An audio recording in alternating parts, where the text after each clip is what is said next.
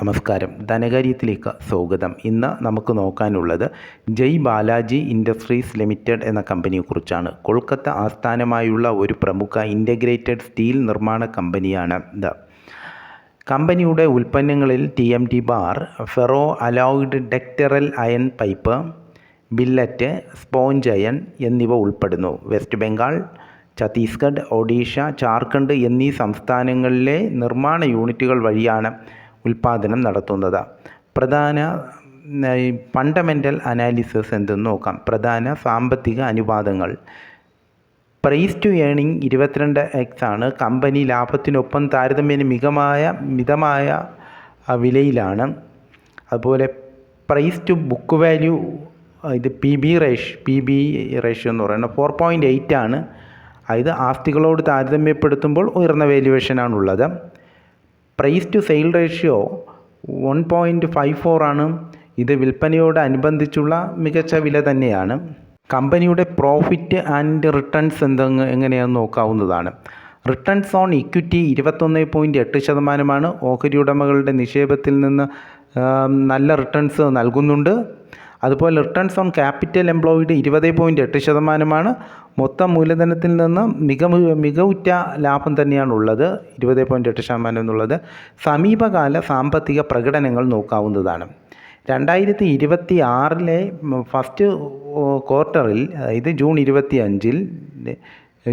2025 വരുമാനം 1357 കോടിയും operating profit 127 കോടിയുമാണ്.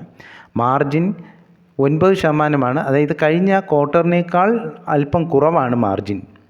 Share holding പാറ്റേണും ഇതിൻ്റെ ഡെപ്റ്റും എങ്ങനെയെന്ന് നോക്കാവുന്നതാണ്, കടവും. അതായത് ഷെയർ ഹോൾഡിംഗ്, പ്രൊമോട്ടേഴ്സ് ഹോൾഡിംഗ് 64.8%. അതിൽ 26% പ്ലഡ്ജ് ചെയ്തിട്ടുണ്ട്, എങ്കിലും മിതമായ റിസ്ക് തന്നെയാണ്. മാർക്കറ്റ് ക്യാപിറ്റൽ 9250 കോടിയാണ്. ഡിവിഡൻഡ് കമ്പനിക്ക് പ്രോഫിറ്റ് ഉണ്ടെങ്കിലും ഡിവിഡൻഡ് കൊടുക്കുന്നില്ല. ഇനി ഡെപ്റ്റ് ഇക്വിറ്റി റേഷ്യോ 0.32 ആണ്. നിയന്ത്രണാതീതമായ കടമാണുള്ളത്, കുറച്ച് കടം മാത്രമേ ഉള്ളൂ. ഇനി നമുക്ക് ടെക്നിക്കൽ അനാലിസിസിലോട്ട് പോകാവുന്നതാണ്. അതായത് റിലേറ്റീവ് സ്ട്രെങ്ത് ഇൻഡെക്സ് എന്ന് പറയുന്നത് 14 ദിവസത്തെ 32.6 ആണ്. ഇത് ഓവർ സോൾഡ് ആണ് കാണിക്കുന്നത്. മൂവിങ് ആവറേജ് കൺവേർജൻസ് ഡൈവർജൻസ് നെഗറ്റീവാണ്. മിക്ക ഓക്സിലേറ്റേഴ്സും മൂവിങ് ആവറേജസും സെൽ സിഗ്നൽ കാണിക്കുന്നു. പ്രധാനപ്പെട്ട ഇൻഡിക്കേറ്റേഴ്സിൽ നോക്കുകയാണെങ്കിൽ റിലേറ്റീവ് സ്ട്രെങ്ത് ഇൻഡെക്സ് തന്നെയാണ്, 32 ആണ്. ബെയറിഷാണ് കാണിക്കുന്നത്, വാങ്ങൽ സമ്മർദ്ദ കുറവ് കാണിക്കുന്നുണ്ട്. മൂവിങ് ആവറേജ് കൺവേർജൻസ് ഡൈവർജൻസ് നെഗറ്റീവാണ് കാണിക്കുന്നത്. സ്റ്റോക്കാസ്റ്റിക് ഓസിലറേറ്റർ ഓവർ സോൾഡിലാണ് വില കാണിക്കുന്നത്, എങ്കിലും ഒരു ബൗൺസ് ബാക്കിന് സാധ്യത കാണിക്കുന്നുണ്ട്. അതുപോലെ ആവറേജ് ഡയറക്ഷണൽ ഇൻഡെക്സ് ADX എന്ന് പറയുന്നത്, ആവറേജ് ഡയറക്ഷണൽ ഇൻഡെക്സ് ട്രെൻഡ് ശക്തി ഉയർന്ന നിലയിലാണ്. ഇപ്പോൾ ബിയറിഷ് ആണെങ്കിലും ട്രെൻഡ് ഉയർന്ന നിലയിലോട്ട് വരാനുള്ള സാധ്യതയാണ് കാണിക്കുന്നത്. വില്യംസ് പെർസെൻറ്റേജ് അത് ഓവർ സോൾഡാണ് കാണിക്കുന്നത്.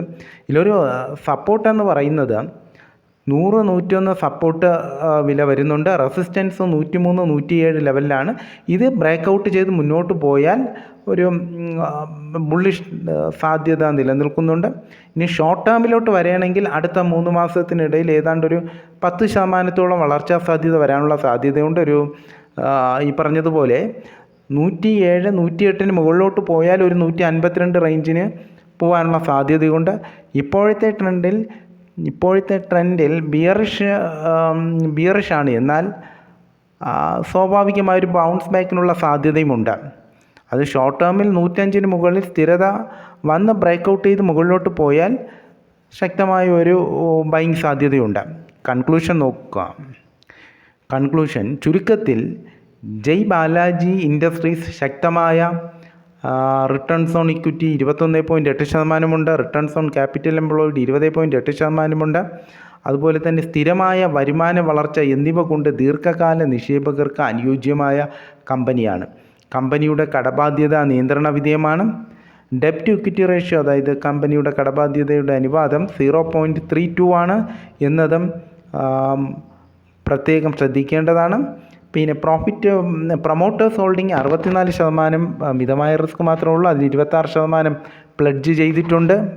എന്നാൽ ടെക്നിക്കൽ അനാലിസിസ് നോക്കുമ്പോൾ മിക്ക ഇൻഡിക്കേറ്റേഴ്സും ബിയറിഷാണ് കാണിക്കുന്നത്. എന്നാൽ സ്വാഭാവികമായ ഒരു ബൗൺസ് ബാക്കിനുള്ള സാധ്യതയും കാണിക്കുന്നുണ്ട്.